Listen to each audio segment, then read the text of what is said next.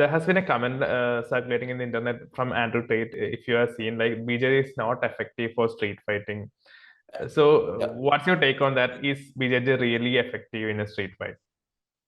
Well, when they talk about BJJ, I think they talk about someone who's pulling guard on the ground, sitting down and pulling guard. That's not what BJJ is, to be honest. There's a lot of standing elements in BJJ. I can very easily throw someone on their head. Like judo, there are elements from judo, elements from wrestling that all combine into BJJ. Modern BJJ is not you sit on your ass and you wait for someone to do something. Now you have wrestling, you have judo. I mean, I can throw someone on their head in 3 seconds without the guy even noticing what happened. And then on the ground, there's ground and pound, there's arm bars, there's triangles, there's all sorts of controls. So I completely disagree with him because I think he's talking about it strictly from being on the ground and sitting guard and waiting for someone to come in. That's not BJJ anymore.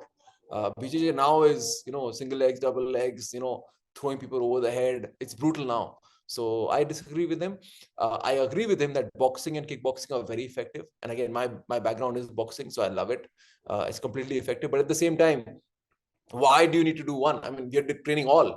We're training boxing, we're training Muay Thai, we're training wrestling, we're training jiu-jitsu, we're training all of it. So why choose one? You can choose all. As soon as someone grabs you, though, if they grab you, then you're going into grappling. If someone grabs your collars with both hands, well, you're grappling now. You can do flying arm bars, you can throw them over the head, you can do all of that. If they're in striking distance, if they're punching with you, then you have to punch.